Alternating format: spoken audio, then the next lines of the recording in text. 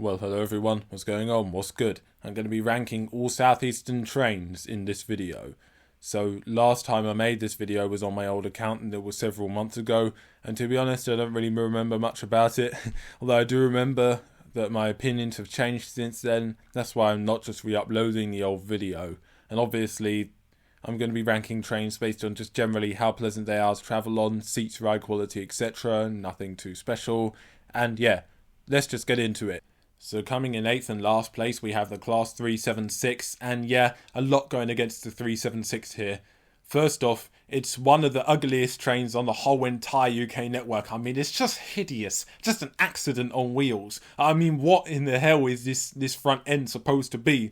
Like, the 375 looks better. I do not know why the 376 has such an ugly front end.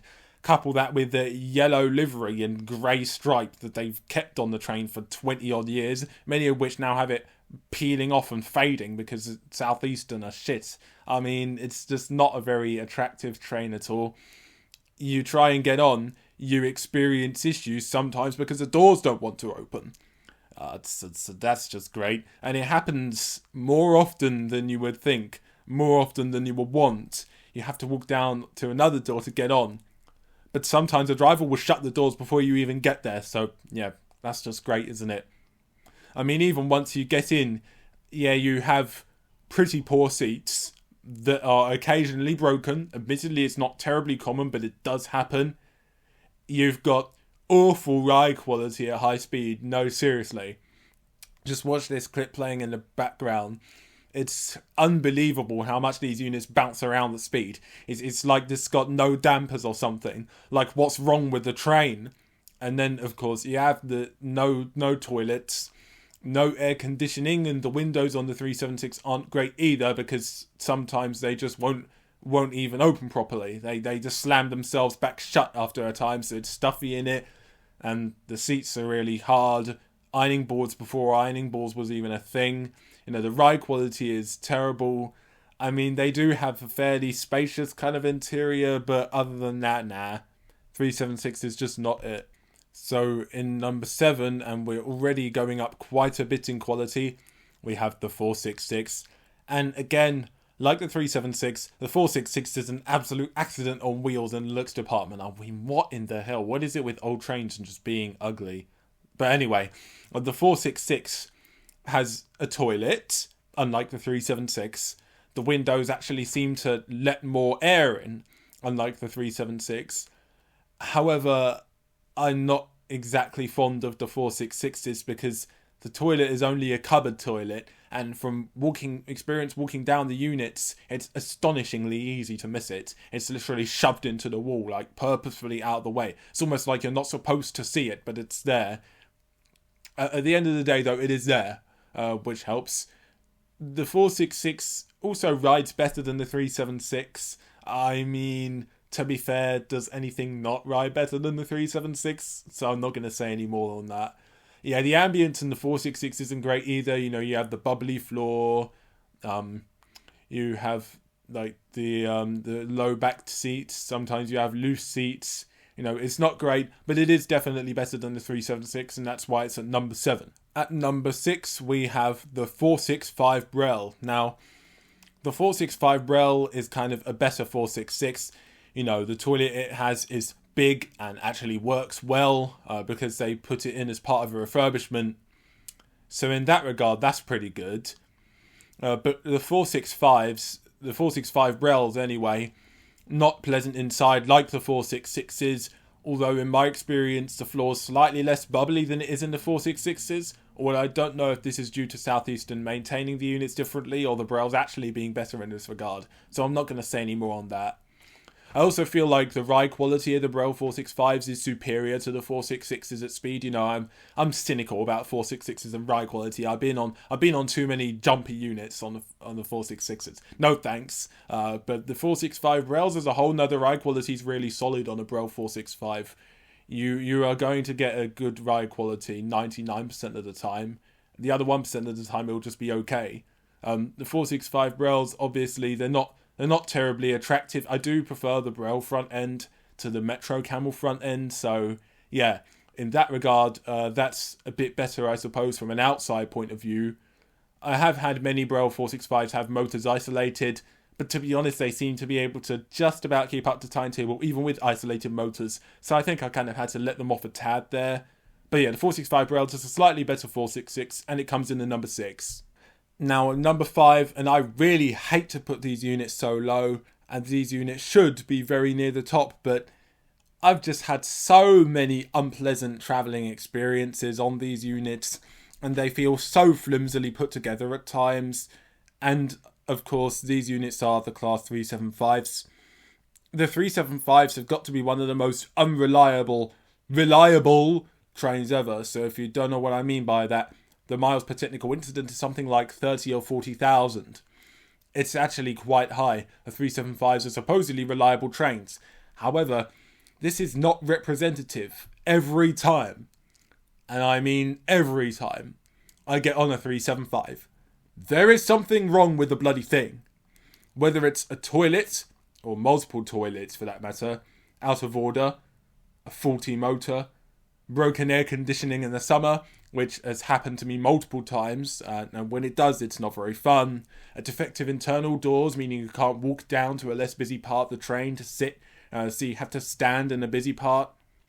I mean, even smaller things such as a broken armrest that's just completely unstable. Occasionally you get unstable seats as well. The 375 just feels so cheaply slapped together sometimes. Oh, and to top it all off, there's a rough ride at speed you have to contend with. I mean, trust me, after being on the 4659 on the summer special, that, yeah, it had disabled motors, but the solid ride quality was just so much better than being jumped around the 375. Like, nobody likes that. No, seriously, the toilets are a big issue on these units. Go to Charing Cross, Victoria, Faversham, any place the 375s go, there'll be one with toilet issues. I can almost guarantee it. The 4-car I got on had both toilets out of use, so it's like, you might as well have run a 707 on the same service, because it's literally that bad. It's got no toilets from Dover all the way into London. Like, that's just straight up awful. Like, why is this even allowed to happen? Why is this a thing? Why is it allowed to happen? Let me know in the comments. The other 375 at Faversham that was coming in after mine had all the accessibles out of use, meaning there's only cupboard toilets available, meaning that bigger people or people in wheelchairs wouldn't be able to go. So, you know, that's just great, isn't it? It's just great, isn't it? The 375s, they should be a lot higher. They should be number 2, maybe even number 1. The seats are great. The ambience is better than any other train I've ranked so far. They really should be higher, but all of these little reliability issues just keep them down, and I don't know what it is. I don't know if it's the units themselves at fault, or Southeastern, or a combination of both, but either way, it's just so bad. It's such a shame as well. Such a pity. They could be such good trains if only all these issues are taken care of, but as it stands, they're not. So yeah. Coming in at number 4, we have the 4659, aka the Metro Camel 465s, and yeah, these have a far better ambience than the 466s and 465 Brels. You know, they don't have the bubbly floor. They have the first class that's now declassified, so you can sit in it for free, which is much more comfortable, and it has armrests. You know, that's always a perk. At the same time, though, these units, I've grown ever so slightly cynical about them. I mean, maybe it's due to the fact that the ride quality is so stupidly hit or miss at speed that you kind of don't know what you're going to get. You know what I'm saying? Some of the units are just ride quality heaven. Some of them will almost buck you into an armrest. I mean, I had 465928 about 4 months ago after my video, and I had it again 3 weeks after that. And I mean, it's not Electro Star level bad, but it's like it's swaying you around, you know, just bumping you up and down. It's kind of uncomfy. So maybe it's due to the fact that I only got 6 units on my decent list and all the others are on a bad list. You know what I'm saying? It's just I've grown cynical about these units. Not to as big an extent as the 375s though, because at least, you know, the toilets do work. The internal doors can occasionally fail, but from my experience, they're better than 375 doors. You know, the first class is decent. You know, even if the seats are a bit careworn, it's still pretty good. They're just much better than the standard 465 rails. But again, I've grown slightly cynical about these, so I'm going to have to put them at number 4. They'll have to do. Coming in at number 3, and we have the other Electrostar on Southeastern, the 3775. So the 3775, obviously, they're just similar to 375s in terms of comfort, but they don't have the toilet issues that the 375s do. The air conditioning is ever so slightly better. I mean, 375 air conditioning is pretty shit. Breaks a lot of the time, but the 377 air conditioning, it breaks sometimes, but it doesn't break as much. You know, the ride quality is still terrible, but it's not like the 375 is really much better. You know, they feel like they're a bit better put together than the 375s. You know, it's great that the toilet doesn't fail. You know, every other service 377 runs. You know, that's good. They have had some reliability issues as of late. If you didn't know, extra not workers have been deployed on the Mason East line because they're breaking down so much.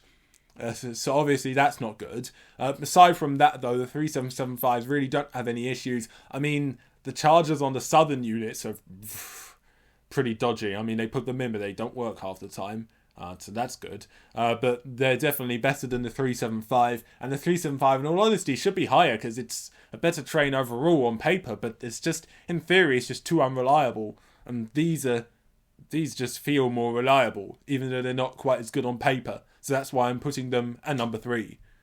And number 2, we have the Class 707, one of the most underrated trains on Southeastern. You know, a lot of people don't like these, but I find them more comfortable and better riding than the 700s. Couple that with the fact that they are by far the best looking train on the SE Metro. Well, I mean, the 376 and 465 Metcams just look totally hideous. As I said, accidents on wheels. What happened to the looks? And the 465 rail is a bit better looking, but it's not great. And the 707 is just like much better looking. Much nicer inside too, because they're easier to clean by the looks of it. They are looking worse now because Southeastern are crap. But they are still looking much better than 376s and 465s. Just based on attractiveness. I also find the air conditioning in 707s is absolutely phenomenal. I have never had it fail, and I made a fair few journeys on 707s when I was going to and from my music course. So obviously that's pretty good, especially compared to the likes of the Electrostars. You know, they are a very good metro train. They do what they're supposed to do. They're probably the most fit-for-purpose train on the whole Southeastern network, really. I mean, the 376s are too run down. They have a bad ride. They're not attractive enough to be a metro train. The 465 having a toilet is arguably a waste of space on the metro. Plus the 2+3 interior is, not the best to pass through. But the 707s are totally fit for purpose. They do what they're supposed to do. They do it well. Nothing wrong with them, really. And now the best train on Southeastern, I mean, it's obvious. It's the 395. And the 395 has the best performance on Southeastern, and it's not close. The best ambience on Southeastern, and it's not close. The best air conditioning on Southeastern. It has, like, pretty decent ride quality for the most part. I mean, I have been on a few shaky ones. You know, shake, rattle and roll. You know, it's like, I'd say the 465s have slightly more consistent ride quality overall, but when the 395s are on, they're really on. The ride quality is literally flawless if you get a good set. The air conditioning's great, as I said. The seats are very comfortable. The toilets, I've never really had a toilet break. The mechanical reliability is also very high, just like the 707s. They do what they're supposed to do. They are not quite as fit for purpose as the 707s, though, purely because of a lack of tables. On Southeastern high-speed services can be annoying. A lack of luggage racks, too, if you want to put suitcases on the train. I'd also argue that the ride quality could be better. So they're not quite fit for purpose like the 707s are, but they're still good trains nonetheless, and easily the best Southeastern have to offer. I mean, the 375 should also be in the conversation, but, you know, Bombardier trains don't work properly. We know that. Those who know. But anyway, I guess that's the end of the video. I remade it. Sorry if it's not as in-depth as the original one, but I just wanted to get it done. Let me know if you enjoyed. Please comment your thoughts, and I'll see you in the next one. Bye.